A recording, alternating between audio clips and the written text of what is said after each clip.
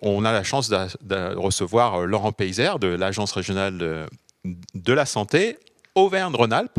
Faut présenter l'ensemble. Partenaire du hackathon, donc 6e édition. Monsieur Peyzer, bienvenue, bonjour. Merci, bonjour. Donc, on est ravis de vous avoir ce matin dans cette séquence sur la santé, l'innovation. Vous êtes coordinateur de projet à l'ARS, mais est-ce que vous pourriez peut-être un peu à l'image de Georges Kepédékian, vous présenter pour les gens qui nous suivent? Oui, bien sûr. Donc, je suis Laurent Peyzer. Moi, je commençais ma carrière à l'assurance maladie, à la Caisse régionale d'assurance maladie, où je faisais du contrôle hospitalier, mais dans les cliniques privées, puisque à l'époque, c'était le champ de compétences de la Caisse régionale d'assurance maladie. En 2010, à l'issue de la réforme, donc j'ai rejoint l'ARS, où je me suis occupé de changements internes, plutôt sur l'analyse de procédures et simplification des façons de faire. Donc, l'idée de contribuer au changement interne de l'agence en étant plus efficace, plus efficient. Et puis, dans l'évolution des missions, aujourd'hui, une mission plus sur l'innovation en santé, et plus particulièrement sur l'article 51, qui est aussi une mission d'accompagnement du changement, donc une certaine continuité. Alors l'article 51, on va y venir. On va aussi traiter un petit peu les sujets autour du numérique en santé. C'est fortement d'actualité depuis le lancement de l'espace de santé numérique de santé. Quelquefois, je me trompe un peu dans l'ordre des lettres, mais vous allez pouvoir nous rassurer. Donc, on va parler numérique. On va essayer de parler un petit peu hackathon à la fin, si on a le temps. Avec plaisir. On sait que maintenant que nos interviewés sont très loquaces, donc on va essayer de faire court. Alors, le premier sujet, c'est l'innovation, l'article 51. Alors, je ne veux pas trop déflorer le sujet, mais c'est vraiment quelque chose qui, moi, m'intéresse depuis le lancement de cette initiative du ministère de la Santé. Alors, je crois qu'il y a plusieurs acteurs qui sont concernés, vous allez nous dire exactement. Pourquoi ? Parce que dans iCare Lab, il y a cette notion d'expérimentation. Et puis, on avait aussi pu déjà travailler avec l'Agence régionale de santé il y a quelques années sur les questions de territoire et d'expérimentation de solutions, de nouvelles solutions. Mais c'est vrai que du coup, depuis quelques années maintenant, il y a l'article 51. Alors, c'est un mot un petit peu barbare, l'article 51, ça fait référence à un texte de loi, et je crois que du coup, il n'y a pas d'autre terme aujourd'hui pour nommer, on va dire, cette initiative. Mais est-ce que vous pourriez, déjà dans un premier temps, nous décrire un petit peu le principe, les objectifs, et puis après, on viendra peut-être sur des projets, puisque vous êtes monsieur article 51 à l'ARS. Je coordonne. Oui, merci. Peut-être commencer par ce qui a amené le législateur, quelles étaient les réflexions du législateur pour mettre cette disposition, comme vous disiez, c'est une disposition de loi, c'est l'article 51 de la loi de financement de la sécurité sociale pour 2018. Donc, à défaut de trouver un autre terme, c'est resté. Article 51, c'est vrai que c'est pas très parlant.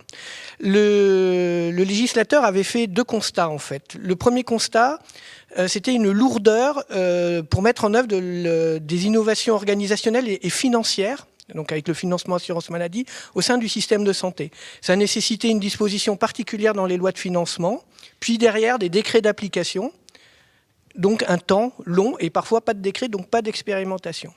Donc l'idée, c'était de dire, au lieu d'aborder les sujets thème par thème à travers la loi, créer un outil générique, une boîte à outils générique qui dise on va permettre de faire de l'innovation organisationnelle et financière sans en déterminer les thèmes préalablement. Ça, c'est le contexte un peu mécanique. Et puis, bien sûr, il y a un contexte plus de santé, avec plusieurs constats. Le premier, c'est l'évolution épidémiologique. Alors, pas référence au Covid qui a été abordé tout à l'heure, mais plutôt sur le fait qu'aujourd'hui, on est confronté plutôt à une santé de long terme. On parlait du vieillissement en bonne santé, mais aussi d'un certain nombre de maladies qui autrefois étaient mortelles et qui aujourd'hui deviennent des maladies chroniques, comme les cancers, bien évidemment, mais aussi le diabète et d'autres maladies de ce type-là, les maladies sexuellement transmissibles, donc qui nécessitent une prise en charge au long cours, qui nécessitent la coordination entre les acteurs, notamment entre la ville et l'hôpital, et une manière différente de concevoir la santé, à la fois bien sûr en amont en prévention, et puis en aval pour continuer à suivre les patients. Deuxième contexte et constat, c'était de dire que pour faire cela, il y a des difficultés, un certain cloisonnement entre les acteurs de santé, Alors c'était en 2018, hein. Notamment entre la ville et l'hôpital. Donc comment aider à décloisonner la ville et l'hôpital. Et puis aussi l'idée de décloisonner organisationnellement, mais ça c'était pas le plus compliqué, mais aussi financièrement. Parce qu'il ne faut pas oublier que l'article 51, c'est une mesure de sécurité sociale, donc c'est pour apporter des financements innovants appuyés sur des organisations. Et puis, bien évidemment, l'idée aussi, c'est de dire que si la santé n'a pas de prix, elle a un coût. Donc ça, on l'a vu pendant le Covid et effectivement, les moyens ont été donnés, mais il n'en reste pas moins qu'il y a toujours la question de l'efficience. Est-ce que les moyens qu'on investit nécessaires dans le système de santé sont efficaces, permettent d'améliorer la situation. Donc voilà un peu les éléments du contexte.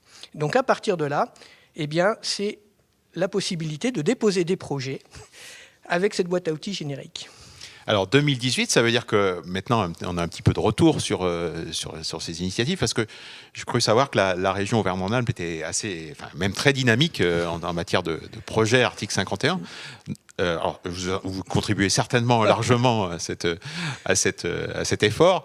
Est-ce qu'on peut avoir quelques chiffres du coup pour essayer de voir comment... Parce que, voilà, on parle beaucoup de l'article 51 sur ses principes, sur son cadre législatif, etc. On va rentrer un petit peu plus dans le détail, ou en tout cas au moins sur des exemples. Alors, dans un premier temps, peut-être quelques chiffres, et puis quelles sont peut-être les thématiques, et peut-être quelques projets emblématiques. Alors, ça, voilà, toujours difficile de mettre des projets en avant plutôt que d'autres, mais voilà, est-ce que vous pouvez nous éclairer un petit peu par rapport à ça? Alors, donc, déjà au niveau national, parce que en fait, les 19 ARS sont concernés, et les DCGDR aussi, donc l'assurance maladie, puisque c'est un travail en partenariat et en binôme entre l'assurance maladie et l'État au niveau régional, mais aussi au niveau national, entre le ministère et la CNAM. Au niveau national, aujourd'hui, il y a plus de 100 autorisations d'expérimentation article 51 qui ont été données. Une soixantaine, alors ça change tous les jours, donc à date, une soixantaine qui sont mises en œuvre. Il y a environ 1 million de patients qui sont concernés par un article 51. Et, oui. Et le budget qui est alloué est d'environ 450 millions d'euros. Donc ça, c'est au niveau national. Au niveau régional, il y a plusieurs types de projets. Il y a des projets qui sont portés par le ministère et qui se déclinent en région. Il y a des projets qui sont faits par des acteurs interrégionaux, dont une partie déclinée en région. Et puis, il y a les projets régionaux. Alors, l'ensemble de ces projets-là, ça fait 31 projets qui sont mis en œuvre en région Auvergne-Rhône-Alpes pour une centaine de sites. Alors, c'est difficile de répertorier les sites parce que, par exemple, dans certains projets, c'est des interventions en maison de retraite. Donc, à chaque fois qu'il y a un nouvel EHPAD, par exemple, qui rentre dans le dispositif, puisque c'est un dispositif dynamique, le chiffre augmente. Mais grosso modo, c'est une trentaine, un peu plus de 31 projets et puis une centaine de sites. Et quand vous parliez tout à l'heure de décloisonnement, enfin, travail, on a eu le thème de la pluridisciplinarité. Ce qui est intéressant donc, dans les articles 51, c'est qu'il y a, je dirais, le monde hospitalier, le monde libéral, qu'il soit hospitalier ou médecine libérale, enfin pas que médecine d'ailleurs, je crois qu'il y a les dentistes qui se sont engagés sur un certain nombre de sujets de ce type-là. Donc là, on a vraiment des projets, pour en avoir suivi un peu plus particulièrement, qui vont engager du coup tout un réseau d'acteurs de la prise en charge, je dirais depuis l'hôpital quasiment jusqu'au domicile. Oui, tout à fait. Si on regarde qui porte les projets, environ un tiers des projets sont portés par des établissements de santé. Mais dans ces projets-là, 80% concernent la relation ville-hôpital. Alors à différents titres, donc on voit bien qu'il y a un esprit d'ouverture. Et c'était peut-être quelque chose qui était un peu inattendu, mais qui est très intéressant. Les 30% des autres projets sont portés par des fédérations, par des acteurs de santé regroupés. Donc les fédérations, ça peut être la Croix-Rouge, la Mutualité française, mais aussi des URPS et voire récemment des conseils de l'ordre. Donc des acteurs qu'on n'attend pas forcément dans la mise en œuvre directe. Alors les fédérations via leurs établissements, mais pas elles-mêmes en tant que fédérations, qui ont déposé des articles 51. Et donc ça, c'est aussi l'expression d'une dynamique et de l'envie de faire changer les choses. Et c'était peut-être la surprise, en tout cas un peu inattendue, de cette disposition. Alors, quelques thèmes, juste comme ça, pour essayer de fixer les choses, parce que on a évoqué les dentistes. Voilà, j'ai d'autres sujets en tête, mais si vous pouvez nous éclairer sur quelques thèmes, je pense que ça va illustrer du coup pour les gens qui nous suivent un petit peu la typologie, les actions qui sont en cours. Il y a énormément de thèmes qui sont couverts par les articles 51. Avec 100 projets, le panorama est très vaste. Mais il y a quand même un certain nombre de thèmes qui reviennent un peu de manière plus conséquente. Le premier, c'est la prévention de l'obésité et les problèmes liés à l'obésité. C'est le premier thème, c'est là où il y a eu le plus de projets thématiques proposés. Ensuite, on a les projets qui concernent le cancer, ceux qui sont liés au vieillissement de la population, aux addictions, et puis aussi aux maladies cardiovasculaires. Et finalement, c'est pas étonnant parce que ce sont des thèmes qui appellent le parcours et qui appellent aussi une prise en charge à différents titres et un peu longue. Voilà. Donc finalement, les thèmes qui sont ressortis correspondent aussi à l'esprit de l'article 51. Et du coup, aussi, tout le territoire, enfin, je veux dire, il y a des projets sur tout le territoire, hein, il n'y a pas de concentration. Alors, voilà, pour avoir un petit peu parcouru certains projets, c'est intéressant de voir aussi que, je dirais, dans des territoires, entre guillemets, plus isolés en termes de médecine. Oui, alors tous les territoires sont couverts, mais quand même, il y a quand même le poids des métropoles qui joue et un certain nombre de projets sont portés dans les métropoles. Mais tous les territoires sont couverts. Le seul en région Auvergne-Rhône-Alpes qui n'est pas couvert, c'est la Haute-Loire. Voilà, on attend un projet pour la Haute-Loire. Bon, l'appel est lancé, donc la créativité de nos amis de la Haute-Loire doit être est sollicitée. Alors, dans tous ces sujets, il y a quand même en filigrane quand même un sujet un peu majeur en ce moment qui est le numérique en santé. On progresse un petit peu dans notre échange. C'est vrai que du coup, depuis le début d'année, il y a le lancement de l'espace numérique de santé. Mais bon, l'espace numérique de santé, c'est peut-être la partie immergée de l'iceberg pour les citoyens. Est-ce que vous pourriez nous faire un rapide panorama, je dirais, aujourd'hui de la stratégie, ou en tout cas des actions les plus emblématiques pour pouvoir favoriser cette transformation, parce qu'avant tout, enfin, le numérique en soi, c'est pas l'intérêt, c'est en quoi cette avancée technologique va transformer les organisations. Alors, d'abord, vous avez pu noter que depuis la mise en place de la direction du numérique en santé a donné une impulsion majeure au développement du numérique en santé en France. On peut vraiment parler de virage du numérique en santé et surtout a donné sa cohérence. Et sa cohérence, elle est partie autour de quelque chose qu'on connaît depuis longtemps, mais qui décolle aujourd'hui, qui est le DMP, dossier médical partagé. Donc, il y a plusieurs programmes et plusieurs financements. Tout d'abord, peut-être commencer par l'actualité, qui est donc le Ségur du numérique en santé, puisque suite dans le cadre des fonds européens, il y a des fonds qui sont alloués pour le développement du numérique en santé, et notamment via les mesures Ségur, qui ont plein de thématiques, mais dont celle-là, avec plusieurs programmes, 3 programmes. Un premier programme qui est Ségur, usage du numérique dans les établissements de santé, donc c'est des programmes qui visent aux établissements de santé à les inciter à utiliser le DMP, à utiliser la messagerie sécurisée en santé, puisque aujourd'hui, souvent, entre patients et professionnels, c'est plutôt Gmail, donc c'est pas terrible. Donc là, l'idée, c'est de construire une messagerie sécurisée en santé pour permettre la relation entre les professionnels, entre eux déjà, mais ça existe déjà, mais surtout avec les patients. Donc voilà, donc là il y a un accompagnement des établissements pour les inciter à faire ça. Et donc c'est un programme il y a eu un appel à candidature, et en région Auvergne-Rhône-Alpes, il y a eu 81 établissements qui ont répondu à cet appel pour se lancer et utiliser ces services-là. Deuxième programme, c'est pour les établissements médico-sociaux, donc ESMS numérique, et là c'est plutôt pour amorcer, aider les établissements médico-sociaux à faire leur virage numérique et commencer à constituer un dossier de l'usager informatisé qui, bien sûr, a pour objectif d'être interopérable Et puis, dernier point du Ségur en santé, la cybersécurité, c'est quelque chose de très important. On vit des temps troublés, et donc il faut être extrêmement vigilant. Le nombre d'attaques sur les établissements de santé ont doublé, par exemple, entre 2020 et 2021. La région Auvergne-Rhône-Alpes, les établissements de la région Auvergne-Rhône-Alpes ne sont pas épargnés. Et donc là, il y a une action aussi de sensibilisation des professionnels de santé dans les établissements, d'animation dans les territoires des professionnels de la sécurité en santé dans les établissements. Donc ça, c'est animé par l'ARS et bien sûr par le GCS SARA. Et oui, et peut-être rappeler le rôle du GCS SARA, qui est en fait entre guillemets, le bras armé, en tout cas l'entité opérationnelle pour pouvoir décliner au plus près les mesures et les opportunités qui se présentent. Alors, le GCS SARA a deux rôles fondamentaux. D'abord, c'est le développement de la plateforme régionale qui permet justement l'interconnexion, d'accompagner les établissements et puis aussi participer donc à cette culture-là.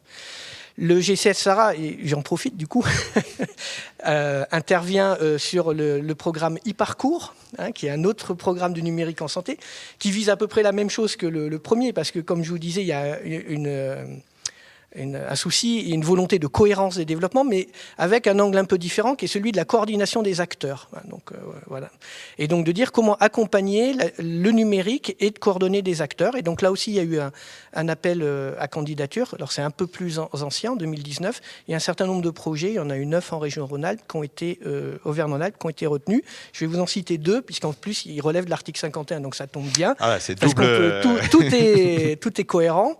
Le projet ICOP, qui est un projet qui vise à faire du dépistage du vieillissement. Donc ça veut dire que ça mobilise beaucoup d'acteurs en santé, à la fois en ville, au sein des CPTS, puis après dans les établissements qui seront amenés à suivre une partie des personnes. Donc c'est prévention du vieillissement avec un certain nombre de tests sur la locomotion, la cognitivité, la dénutrition, par exemple. Et puis un deuxième programme qui est aussi thérapie orale du cancer, qui est un projet important de l'article 51, mais qui a aussi un enjeu de coordination majeur, puisqu'en fait c'est l'idée de suivre les patients qui ont des chimiothérapies orales à domicile et de faire un suivi à la fois au sein de l'établissement qui les suit prescripteurs, mais aussi des pharmacies avec un rôle important des pharmaciens de ville qui s'assurent qu'il n'y ait pas de iatrogénie et qui est surtout une bonne observance du médicament puisqu'on sait que c'est un des problèmes. Donc une fois qu'on a dit ça, c'est simple, mais 12 sites et 1500 patients du programme, ça veut dire 1500 au moins pharmacies à inclure. Voilà. Donc nécessité de coordination, d'information. Donc e-parcours permet d'accompagner ces acteurs-là. Puis un dernier, des plateformes de coordination des troubles neurologiques du développement. Donc ça, c'est un parcours qui s'adresse aux enfants de 7 ans qui donc ont des troubles neurologiques du développement. Ça fait partie du plan national de l'autisme. Et là, c'est aider les acteurs à travers des plateformes à coordonner et à suivre ces enfants. Aujourd'hui, il y a 5 plateformes qui existent en région et l'idée, c'est que l'ensemble du territoire soit couvert. Alors là, vous nous avez donné la vision territoriale. Alors, on a échangé avec les services de l'ARS de communication. Ils nous ont donné un petit film qui permet de compléter et sans doute de synthétiser. Je crois qu'il y a 2-3 personnes assez connues dans ce petit film. On va le regarder ensemble. Puis après, on reviendra peut-être, je dirais, il y a un appel à projet qui m'a vraiment interpellé là, depuis quelques jours. Ça s'appelle Tiers-lieu d'expérimentation en santé. Je crois qu'il y a du coup aussi une déclinaison liée à l'accélération aussi du digital, côté, on va dire, entrepreneuriat industriel. Alors, je ne vais pas vous piéger là-dessus, mais c'est aussi pour vous donner, recueillir votre sentiment et faire le lien aussi avec le hackathon, avec la dynamique d'innovation puisque vous avez assisté hier également, comme Georges Kopienekian, au lancement du hackathon. Donc, c'est vrai que du coup, il y a ce volet expérimentation. Dans Icarlab, on distingue l'expérimentation de la partie émergence de projet. Donc on reviendra pour la dernière séquence ensemble, mais avant on va regarder le petit film qui résume un petit peu la stratégie nationale sur le sujet. C'est historique et les engagements pris sont sans précédent pour la transformation numérique de notre système de santé. qu'il n'y aura pas d'hommes ou de femmes providentiels, il n'y aura pas un logiciel miracle qui résoudra tous nos problèmes. La seule solution, c'est d'être enfin capable de s'engager collectivement, ensemble. Et donc c'est cette feuille de route du numérique en santé qu'on veut partager. On a les mêmes objectifs, on a les mêmes ambitions, ils sont élevés et on va la déployer tout au long de cette année 2021 et 2022. Cette feuille de route du numérique en santé, les territoires l'attendaient. Sa mise en place est aujourd'hui une condition indispensable au succès de nos projets de terrain. Pour aller au bout de nos idées, de nos convictions, il fallait construire un outil, une plateforme, un espace numérique de santé. Le nom de code de cette plateforme numérique nationale, c'est Mon Espace Santé. Mon Espace Santé est un projet très ambitieux qui vise tout simplement à transformer le parcours de soins des assurés. Concrètement, c'est quoi ? Un espace numérique sécurisé, personnel, hébergé en France, qui va réunir pour chaque assuré ses données de santé. Notre fil d'Ariane, à chaque étape de l'élaboration de Mon Espace Santé, est d'associer les patients afin de nous assurer qu'ils répondent bien à leurs besoins. Prenons un exemple. Je suis d'une patiente diabétique qui a une fracture opérée de la cheville, qui déménage et qui du coup se retrouve prise en charge par un nouveau médecin traitant. Grâce à Mon Espace Santé, cette patiente pourra facilement partager son historique médical avec son nouveau médecin. Dans son dossier médical, elle peut renseigner des informations sur son parcours, son historique. En les photographiant, elle peut déposer des documents médicaux qu'elle a chez elle, tels que son compte-rendu d'hospitalisation, son compte-rendu opératoire lors de la fracture de sa cheville. 80% des personnes interrogées se disent rassurées qu'un tel service soit développé par le service public. Notre objectif est d'ouvrir ce nouveau service public numérique à tous, par défaut, dès le 1er janvier 2022. L'assurance maladie accompagnera au plus près les assurés dans leur prise en main de Mon Espace Santé. Il faut que les établissements de santé, les professionnels de santé, ils s'approprient ces outils, qu'ils alimentent le dossier médical partagé, qu'ils échangent les données de santé avec le citoyen via une messagerie sécurisée.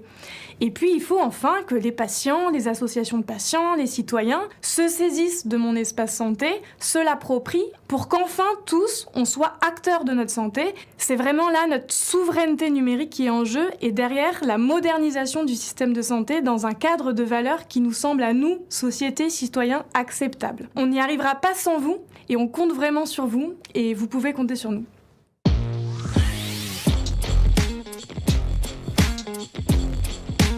On est clairement en train d'écrire collectivement une page de l'histoire de la santé en France.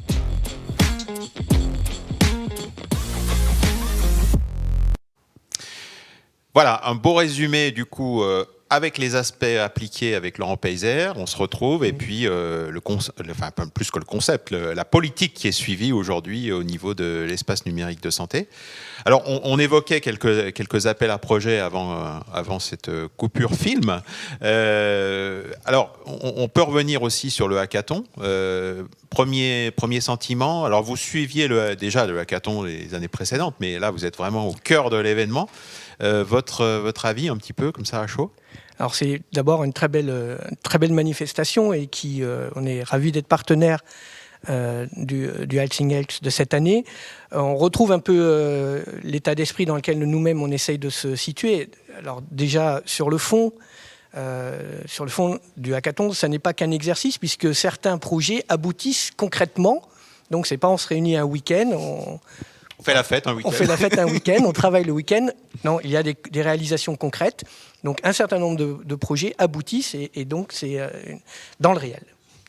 Et puis sur la culture aussi, sur l'état d'esprit, c'est un état d'esprit d'innovation, puis surtout du bottom-up, si je peux me permettre cette expression, c'est-à-dire qu'on part du désir de personnes de vouloir changer le système, d'améliorer les choses. On a vu les projets qui étaient présentés hier, ça part d'un constat en disant oui, mais alors comment je peux améliorer les choses?